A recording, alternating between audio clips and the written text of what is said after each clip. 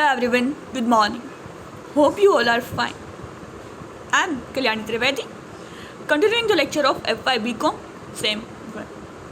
It is of English subject. થોડી સૂચના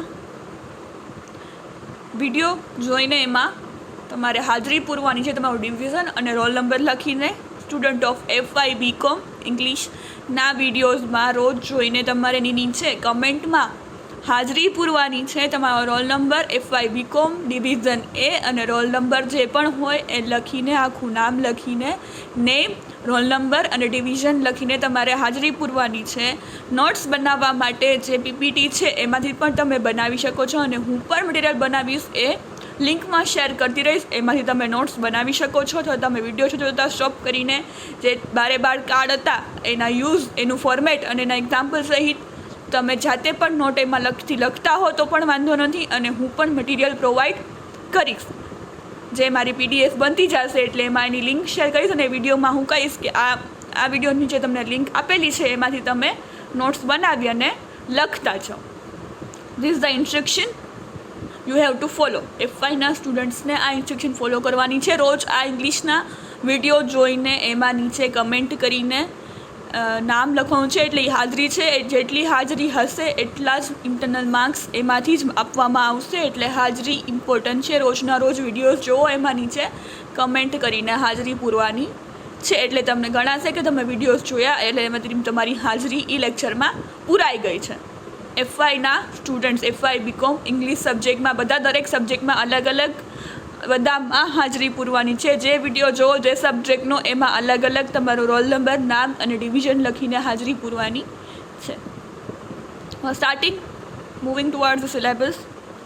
સિલેબસમાં છે આપણે ટેક્સ્ટ, બ્લીસ, એમાંથી યુનિટ 1 to 5 40 માર્ક્સનું પૂછાય છે. ગ્રામરના 2 ટોપિક આપણે પૂરા કરીએ. ટેન્સીસ અને સબ્જેક્ટ વર્બ એગ્રીમેન્ટ 2 ટોપિક આપણે પૂરા કરીએ. હવે કોમ્પ્રિહેન્શન અને એન્ટોનિમ્સ અને ઇઝી ટોપિક્સ છે એ આપણે લાસ્ટમાં લઈશું. We are starting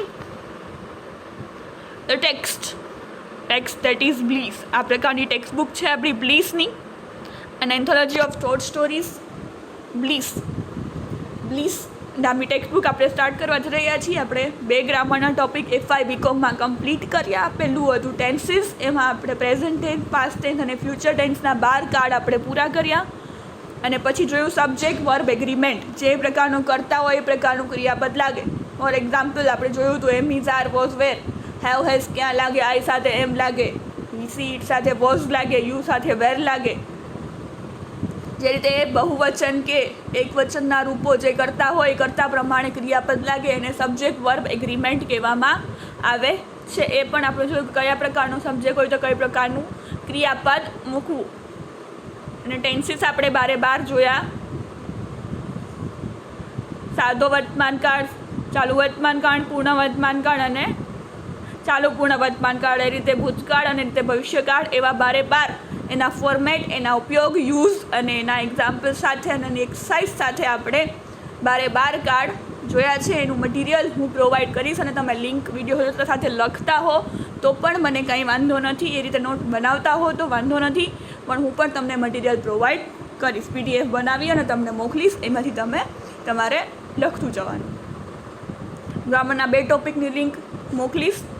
અને અત્યારે આપણે સ્ટાર્ટ કરીએ છીએ ટેક્સ્ટ બુક જે 14 માર્ક્સની છે. એમાં યુનિટ 1 to 5 છે. એવી ટેક્સ્ટ બુક એટલે આ પ્રકારની આપણી ટેક્સ્ટ બુકનો ફોટો છે. Bliss, we are starting with the Bliss. એનું યુનિટ 1 એ છે લાસ્ટ લીફ. સ્ટોરી છે. યુનિટ 1નું નામ છે last leaf by O. Henry. O. Henry નામના રાઇટરે લખેલી સ્ટોરી છે the last leaf. About the author પહેલાં આવશે. આમાં યાદ રાખીએ પહેલાં ઓથર વિશે આવશે કે રાઇટર કોણ છે અને શું લખેલું છે, સ્ટોરીનો લેખક કોણ છે, અને બીજું આવશે અબાઉટ ધ સ્ટોરી. સ્ટોરીમાં શું છે અને લેખક વિશેની માહિતી આપણે જોવાની છે. તો છે O. Henry is the pen name of American writer William Sydney Porter. શું છે કે છે O. હેનરી છે એ પેન નેમ, આપણે પેટ નેમ પાડીને એમ પેન નેમ કહેવાય એને. American writer William Sydney porter એનું નામ છે. એની સ્ટોરી લખતા હતા O. હેનરીના નામથી. વિલિયમ સિડની પોર્ટર એમનું શોર્ટ નામ એટલે પેન નેમ એટલે O. હેનરી. એ 1862માં બોર્ન થયા હતા અને 1910માં એમની ડેથ થઈ. બોર્ન ટુ અ ડૉક્ટર, એના ફાધર ડૉક્ટર હશે. Born to a doctor. He worked for some time at his father's dispensary. અને એટલે એના પપ્પા ડૉક્ટર હતા એટલે એને થોડો સમય મોટા થઈને એમને એમના ફાધરના હોસ્પિટલમાં એટલે ક્લિનિકમાં પણ કામ કર્યું. Extremely fond of reading and writing since his childhood. બાળપણથી જ એમને ઓ હેનરી એટલે કે વિલિયમ સિડની પોટર, બંને એક જ નામ છે. વિલિયમ સિડની પોટર છે પોતાની જે સ્ટોરીઝ કે વાર્તાઓ લખતા હતા એ ઓ હેનરીના નામથી લખતા હતા. પેન નેમ આપણે હોય ને કોઈ પેન નેમથી લખતું હોય તો એ પેન નેમ એમનું ઓ હેનરી. એમનું નામ શું ઓરિજિનલ? William Sydney Porter, American writer. અમેરિકામાં ઇંગ્લિશમાં શોર્ટ સ્ટોરી લખવાવાળા લેખક એટલે કે વિલિયમ સિડની પોટર. એનું પેન નેમ ઓ હેનરી. એ એમના ફાધર ડૉક્ટર હતા. He work for some time at his father's dispensary. Extremely fond of reading and writing in his childhood. બાળપણથી જ લખવા વાંચવાનો ઘણો બધો શોખ હતો. O Henry displayed remarkable talent in relating narratives. શું કે છે? રિમાર્કેબલ, નોંધનીય કામ એમણે નેરેટિવ્સ એટલે લખવામાં એમણે કરેલું છે. At the age of 29 he joined a bank as a clerk. 29 વર્ષે એમણે બેંકમાં ક્લર્ક તરીકેની નોકરી લીધેલી. Here he was charged with misappropriation of ફંડ્સની દેણાદેણીમાં કાંઈક ગોટાળા કર્યા હતા એટલે એમને અરેસ્ટ કરવામાં આવ્યા. He ran away to South America but was arrested and sentenced to 5 years in prison. શું કહે છે? ત્યાંથી ભાગી ગયા. ગોટાળો કંઈક થઈ ગયો ફંડનો બેંકમાં એટલે ત્યાંથી ભાગી ગયા કે ખબર છે મને અરેસ્ટ વોરંટ આવી જશે એટલે સાઉથ અમેરિકા જતા રહ્યા અને ત્યાંથી 5 વર્ષની એમને તો પણ પકડીને જેલની સજા આપવામાં આવી. It is said that the latter adopted the pseudonym O Henry in memory of one of the prison guards. Prison guard હતો ઓ હેનરી, એના નામ પરથી એમણે પોતાની સ્ટોરીનું નામ પણ ઓ હેનરી આપી દીધું. After Bing release from prison he turned to writing short stories as a means of earning his livelihood. શું કહે છે? પ્રિઝનમાંથી જ્યારે જેલમાંથી છૂટ્યા 5 વર્ષ પછી બહાર આવ્યા ત્યારે કંઈક કમાવા ધમાવાનું કંઈક પૈસા તો જોઈએ ને જીવવા માટે. શું કહે છે? પૈસા કમાવા માટેના સાધનમાં એમણે શોર્ટ સ્ટોરી લખવાનું, ટૂંકી વાર્તા, આવી શોર્ટ સ્ટોરીઝ લખવાનું એમણે સ્ટાર્ટ કર્યું. એ સ્ટોરીઝ બીકેમ ઇમેન્સલી પોપ્યુલર. એમની સ્ટોરી એટલી પોપ્યુલર થઈ, એટલી ફેમસ થઈ, એનું એટલું નામ થયું કે એમને એટલા મોટા રાઇટર લેખક બની ગયા અમેરિકાના O Henry. O Henry stories are remarkable for their astonishing variety of characters. કઈ રીતે એની શોર્ટ સ્ટોરી ફેમસ છે? તો કે વેરાયટી ઓફ કેરેક્ટર્સ, અલગ અલગ પાત્રો એવા નિરૂપણ કરે ને કે એના લીધે ફેમસ છે. Subtle blend of pathos and humour. Pathos એટલે દુઃખ, સેડનેસ, અને હ્યુમર એટલે હાસ્ય અને દુઃખ બંનેને એકી સાથે બ્લેન્ડ કરીને સ્ટોરી મૂકે. થોડીક વાર આપણે એમ દુઃખી થઈ જાય, વળી પાછું હાસ્ય મૂકી દે, કોમેડી મૂકી દે, હ્યુમર મૂકી દે. HUMOUR હ્યુમર એટલે કોમેડી, હાસ્ય, ને પેથોસ એટલે દુઃખ. And the unexpected and often ironic twist at the end. Ironic twist at the end. At the end એવું ટ્વિસ્ટેડ એન્ડ માટે અમે જ્યારે ઇંગ્લિશ લિટરેચરમાં ભણતા ને એમાં આર્ટ્સમાં master of arts with English literature, ત્યારે એમાં કહેવામાં આવતું ઓ હેનરી છે ને ટ્વિસ્ટેડ એન્ડ માટે આખી સ્ટોરી ક્યાંય જતી હોય તમને ખબર જ, તમે એક્સપેક્ટ જ ન કર્યું કે એન્ડ આનો શું થશે. લાસ્ટ લીફ એટલે શું તમને ખબર જ ન પડે. છેલ્લું પાંદડું, લાસ્ટ લીફ સ્ટોરી એટલે કે છેલ્લું પાંદડું. છેલ્લું પાંદડું શું છે અને ક્યારે મદદમાં આવશે, શું છે શું નહીં, તમે ઇમેજિન ન કરી શકો ને એવો ટ્વિસ્ટ એન્ડ વાળી સ્ટોરી લખવા માટે, એવી વાર્તાઓ લખવા માટે ઓ હેનરી ફેમસ છે. Some of his famous volumes are cabbages and kings, rolling stones and 6 and 7. આટલી બધી એમની ફેમસ શોર્ટ સ્ટોરીના વોલ્યુમ છે એટલે ચોપડીઓ. કેબેજીસ એન્ડ કિંગ્સ એમાં કેટલી બધી શોર્ટ સ્ટોરી વાર્તાઓ લખેલી છે. રોલિંગ સ્ટોન્સ એમાં પણ ઘણી બધી વાર્તાઓ લખેલી છે. અને 6 and 7 એમાં પણ એમને ઘણી બધી વાર્તાઓ લખેલી છે. લાસ્ટ લીફ યુનિટ 1 એ સ્ટોરી છેલ્લું પાંદડું લખાયેલું છે ઓ હેનરી દ્વારા. O Henry is a pen name of American writer William Sydney Porter. American લેખક છે ઓ હેનરી, એમનું નામ છે વિલિયમ સિડની પોટર એ પેન નેમ તરીકે ઓ હેનરી તરીકે લખતા હતા.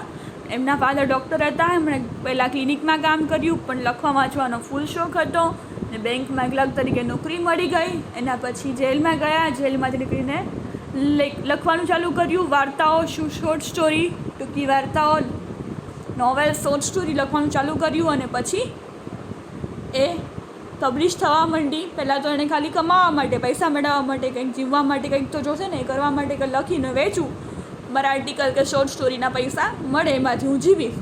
અને એમાં કરતાં કરતાં એમની એટલી ફેમ થઈ ગઈ, એટલા મહાન લેખક બની ગયા કે એમની શોર્ટ સ્ટોરી અત્યારે આપણે 1907માં લખાયેલી જે આ લાસ્ટલી સ્ટોરી છે આપણે અત્યારે ભણીએ છીએ.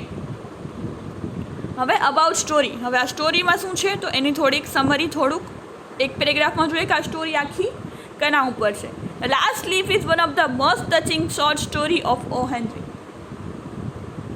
લાસ્ટ લીફ એટલે કે છેલ્લું પાંદડું, એ one of the most touching short story એટલે કે હાર્ટ ટચિંગ, હૃદયને સ્પર્શે એવી ઓ હેનરી એટલે કે વિલિયમ સિડની પોટરની એક શોર્ટ સ્ટોરી છે. Sue and Johnsy have a joint studio. Sue અને જોન્સી અમેરિકાના હોય ને ત્યાંના એવા નામ આવે. નામ છે સ્યુ અને Johnsy. Have a joint studio, એ લોકોનો જોઈન્ટ સ્ટુડિયો છે. Johnsy has an attack of pneumonia and starts to believe that when the last leaf falls from an ivy vine that she watches through the windows she would die. જોન્સીને ન્યુમોનિયાનો attack આવ્યો.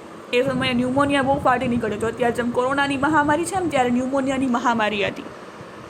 તો કહે છે કે ન્યુમોનિયાનો attack આવ્યો હતો જોન્સીને, અને એ સ્ટાર્ટ બિલીવ એટલે એણે એવું માન્યું હતું, એવું ધારી લીધું હતું કે જ્યારે મને જે બારીમાંથી મારે એક ટ્રી દેખાય છે, એનું છેલ્લું પાંદડું ખરી જશે ને, last leaf falls from the એવી વાઇન. એવી wine C watches through the window, જે પોતાની બારીમાંથી એ જોવે છે એક ઝાડ દેખાય, જેનું છેલ્લું પાંદડું ખરી જશે ને તો હું મૃત્યુ પામીશ, હું મરી જઈશ. One night in a storm the last leaf false. એક દિવસે રાત્રે, મધ્યરાત્રિએ એ પાંદડું પણ પડી જાય છે. પણ Behrman, a fellow artist and a friend, એ બેરમેન હતો, એ આ લોકોનો ફ્રેન્ડ હતો અને એક આર્ટિસ્ટ હતો.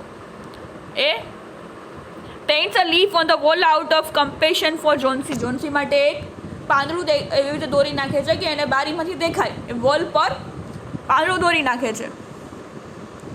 However, having spent the night outdoors, Benham gets an attack of pneumonia from which he does not recover. શું કહે છે?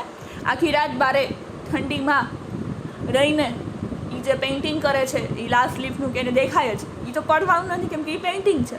એટલે એ દોરે છે કે જો આ પેઇન્ટિંગ જોયા આ પાંદડું નહીં પડે તો એ જોન્સીને એમ થશે કે આ પાંદડું છેલ્લું લીફ એટલે કે છેલ્લું પાંદડું ન પડ્યું એટલે હું જીવી જઈશ. એના માટે એ આખી રાત બારે ઠંડીમાં, એવા બરફ, ઠંડી, કાતિલ ઠંડી, બરફ વર્ષા થતી હોય છે એવા એટમોસ્ફિયરમાં એ આખી રાત મહેનત કરીને પેઇન્ટિંગ કરે છે. તો એને પણ ન્યુમોનિયાનો અટેક આવી જાય છે અને એમાંથી એ ઊભા થઈ શકતા નથી, એની રિકવરી આવતી નથી. Thinking that the painted leaf is real, Johnsy recovered from her illness. શું કહે છે? એવું વિચારીને કે ઓલું જેને બારીમાં દેખાય છે ને એ પાંદડું સાચું છે. જોન્સી રિકવર થઈ જાય છે એની માંદગીમાંથી, એને ન્યુમોનિયા મટી જાય છે. The painted leaf thus becomes Behrman's masterpiece. શું કહે છે? એનું છેલ્લું માસ્ટરપીસ, જેનું છેલ્લું પેઇન્ટિંગ બેસ્ટ હતું, એ આ લીફ બની જાય છે કેમ કે એ પાંદડાથી કોઈનો જીવ બચી ગયો, એટલે કે જોન્સીનો જીવ બચી ગયો. The story depicts how at times irrational beliefs take a firm grip over the human mind. કે છે કે શું કહે છે? તો સ્ટોરી શું આપણને બતાવે છે, શું વર્ણવે છે સ્ટોરી? કે ઇરેશનલ બિલીફ, જેનો કંઈ તર્ક નથી હોતો. ઇરેશનલ એટલે અતાર્કિક, જેમાં કોઈ તર્ક ન હોય, લોજિક ના હોય, એવી આપણી માન્યતાઓ આપણા માઇન્ડ પર કેવી અસર કરી જાય છે. It also intentionally and evocatively underscores the fact that a masterpiece need not always be a universally acclaimed piece of work that adorns the walls of world's famous museum. જેમ બેરમેન ના મનમાં એવું હતું કે મને સારું પેઇન્ટિંગ નથી આવડતું, મારા પેઇન્ટિંગ બહુ વેચાતા નથી કેમ કે લોકો મ્યુઝિયમમાં રાખતા નથી. તો કહે છે આપણે જ માસ્ટરપીસ એટલે શું, એની વ્યાખ્યા નથી કે તમારું પેઇન્ટિંગ બહુ લાખોમાં વેચાય ને તમે એનું મ્યુઝિયમમાં પડ્યું હોય ને મ્યુઝિયમવાળા લઈ જાય ને એટલી જ એને જ માસ્ટરપીસ ન કહેવાય. એની ખોટી વ્યાખ્યા, ખોટી માન્યતા તમારા માઇન્ડમાં હોય છે. બટ બરહામ્સ એવિલિફ એણે જે બનાવ્યું છે, પાંદડું પેઇન્ટિંગ કર્યું છે, is much more valuable than masterpiece. માસ્ટરપીસથી પણ વધારે વેલ્યુએબલ છે કારણ કે it had to save a life. જોન્સીને એને જીવ બચાવી લીધો, ન્યુમોનિયામાંથી એને બચાવી લીધી કેમ કે એના મગજમાં એવું હતું કે જો પાંદડા ખરી ગયા ને ઝાડમાંથી તો મારું મૃત્યુ થશે. છેલ્લું પાંદડું રાત્રે ખર્યું તો એ આખી રાત એણે